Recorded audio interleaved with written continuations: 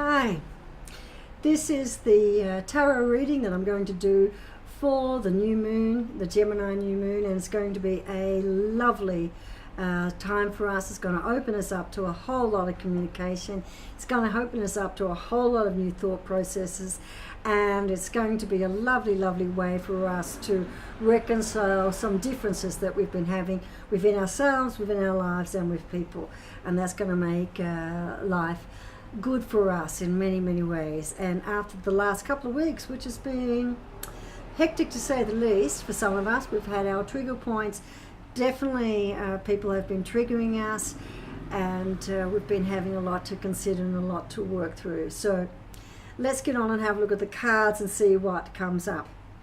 The first two cards that come up is something which probably talks about where some of us are now, but it's talking about the Nine of Swords, and we know that's where in some cards that's depicted as a nightmare. In this card, what it's doing is it's asking us, and we're asking for direction and ideas about how to go forward. And what's interesting about this particular card coming up now for us is that a lot of what we've been doing is having a look inside ourselves and trying to come to grips with what's been happening around us. And this is just a little reminder to do with the Jupiter retrograde. The answers lie within us. Go still, go quiet, and go within. So rather than getting very upset about what's been going on around, or feeling unnecessarily angry at what's been triggering us, get some quiet time, get some space, and try and make sense of what's going on in the world. And this is the card that's offering that up to you. It lies inside. Side by side with that is the nice little reminder of the Knight of Wands, which is quick thinking, new ideas, swiftly coming in. And this is what to say. Your aha moments, your insider point of view, your changes in thinking, that all will come with you taking time out to reflect on what's been happening and how you've been responding to it. Okay, so that's just talking about some advice for coping with if we've still got some feelings coming up from that very churning Scorpio full moon, and if we need to reconcile some things that may come up in the next couple of weeks for us. Forgive the blocked nose. Just my someone's just popped in. I've just asked them to be quiet, so there'll be a little bit of noise going on in the background. Okay, the other thing that's coming up, and if you go back and have a look at the astrology, one of the things that's going to be very evident with this new moon is the duality and us being open up to different thoughts. Now, this is carrying through the concept from the Scorpio full moon, but in a much more positive way. So it's opening us up to understanding it doesn't have to be one direction, my way or the highway. All of a sudden, we're going to get insights how to bring other things in together and to work with those. So this is what we've got. We've got a lot of twos. We start up with the 20, Judgment, which is fantastic. And Judgment talks about new beginnings, new ways of seeing things. And Judgment doesn't just talk about making judgment, but what it talks about is being able to use judgment, the opportunity of coming up and new beginnings and new horizons and new understandings, which is very much in line with what's coming forward with us for this lovely new moon. And you can see it's in Roman numerals, so it's a double, it's a 20.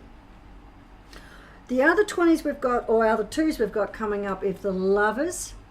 The Lovers in this deck, it talks about duality, it talks about two people coming together, but can you see that they're not mirror images of each other? It's a couple, it's two thoughts, it's two concepts coming together and going forward, but working beautifully with each other. So another way of Lovers to look at it's not just a more, it's also new beginnings and going forward. So looking at these cards, it's all about opportunities, new beginnings, but within, not just singular, but thinking openly and encompassingly and embracingly.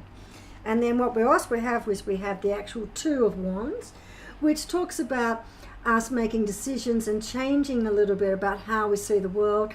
And here again, it's duality. So it's talking about us looking at the world and being able to encompass difference and accept and it's not just accept difference, it's encompass difference, embrace difference, which is going beyond accept. Accept often comes across as putting up with, but this is no, we're going to embrace it and work to it. And then this has been followed by High Priestess, which talks about this understanding and this knowing without necessarily being able to put your finger on exactly the concrete reason why you know. And it's also a two. So again, it's talking about, and sometimes it is also duality, isn't it? To have this understanding of energy and if you like, the psychic, which is not seen but is clear when you understand it and you experience it, but it doesn't necessarily sit comfortably with everyone's view of the world. So this is another way of encompassing that duality. So this is what's happening. So across the top, we've got Judgment, which is new beginnings. 2. We've got a 4, which talks about, and forgive the cold, I'm so sorry. The 4, which talks about taking time out for ourselves.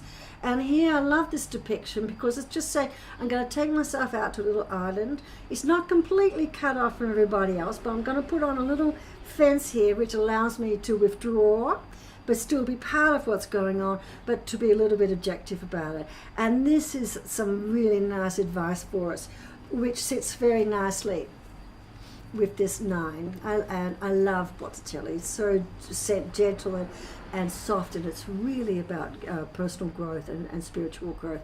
And you can see this is a different take on the 4, and this is also a different take on the 9. So this is asking us to take time out, to take some reflection time, and to really go within. Now she's praying, but praying, meditation, whatever it is you do to get close to your higher self, feel free to do it and really spend time in doing it. Underneath them we have, just reinforcing it, is the 2, looking at life, duality around us and working with that, encompassing the High Priestess, knowing without knowing. It's not going to be concrete, it's going to be instincts, it's going to be the 6th chakra open and being highly receptive. And the other thing is the 7 of Pentacles, which talks about growth. It does talk about hard work. They're both working, they're both carrying, they're both moving. So it's movement and it's growth. So this really sums up so beautifully and so easily what's happening with this new moon, what's happening with the movement of the planets around it. Because we're also going to have this lovely, lovely time when things are going to move forward. Mercury is on the move. Mercury is also communication.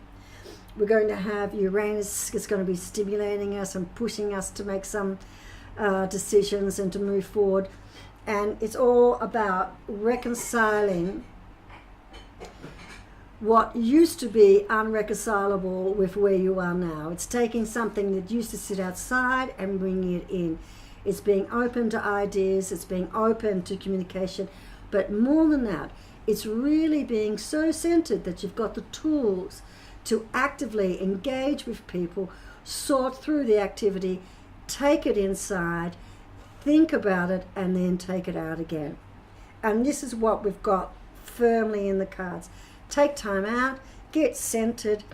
It's all about growth, moving forward, new beginnings, reconciling ourselves to things that have happened in the past, reconciling ourselves to how 2 things that look differently, when they join together, can actually move us forward, and massive problem solving, followed by our knowing, hard work with the 7, see here, and growth, and the 2, changing the way we see the world, starting to get really comfortable with things that perhaps before didn't fit but now do. Oh! And underneath, the 7 of Swords. And this is a lovely time. If you have a good look at the 7 of Swords, they're all in the ground. And we're working together, and we're around water, which is nurturing. We're surrounded by trees. There's activity. We've got 2 7s. So it talks about hard work, but it does talk about hard work which is smooth and easy and delightfully reconciling ourselves with others and moving forward. Fabulous. Now that sounds like a great time, and I cannot wait for the next couple of weeks. I hope everything comes together nicely for you. If on the surface it doesn't feel like it is, go inside, take some time out. It's there for you. It really is there for you. Anyway, have a good one. See you soon. Take care.